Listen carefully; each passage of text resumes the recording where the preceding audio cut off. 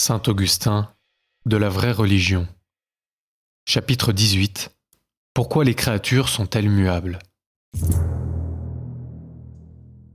Mais pourquoi, me diras-tu, cette déchéance des créatures? Parce qu'elles sont muables. Et pourquoi sont-elles muables? Parce qu'elles ne sont point souverainement. Pourquoi ne sont-elles point souverainement? Parce qu'elles sont inférieures à celui qui les a faites. Qui donc les a faites? Celui qui existe souverainement. Qui est-il? C'est Dieu, l'immuable Trinité.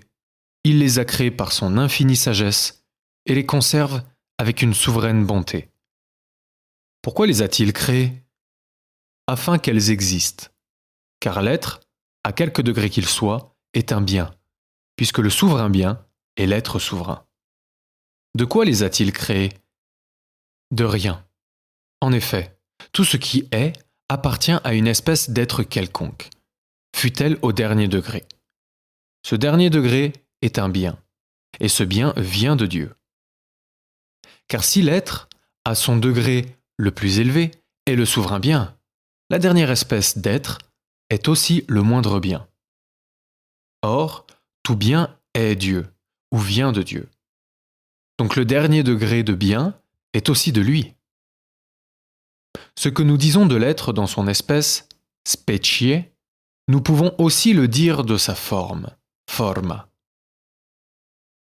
Et ce n'est pas sans raison que les mots speciosissimum et formi, formosissimum sont employés pour désigner des qualités louables. Ainsi donc, l'état d'où Dieu a tout tiré n'appartient à aucune espèce d'être et ne possède aucune forme. Ce n'est autre chose que le néant.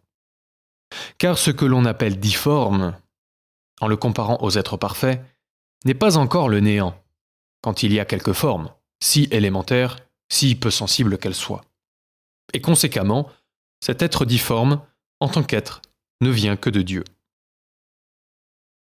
Si donc le monde a été fait d'une matière informe, cette matière a été aussi tirée du néant, car ce qui, n'étant point encore formé, a néanmoins un commencement d'existence qui lui permet de l'être. Peut être formé par la bonté de Dieu, puisque le bien n'est autre chose que l'être formé. Donc la seule aptitude à être formé est déjà un commencement de bien, et l'auteur de tout bien, qui a donné aux êtres leur forme, les a encore rendus capables de la recevoir. Aussi, tout ce qui est tient de Dieu, tout ce qui l'est, et ce qui n'est pas encore, tient de lui tout ce qu'il peut être. C'est ce que nous pouvons formuler aussi de la manière suivante. Tout vient de Dieu, et ce qui a reçu une forme, en tant qu'il l'a reçue, et ce qui ne l'a pas reçue encore, en tant qu'il peut la recevoir. Or, rien ne possède l'intégrité de sa nature s'il ne possède aussi le salut qui lui est propre.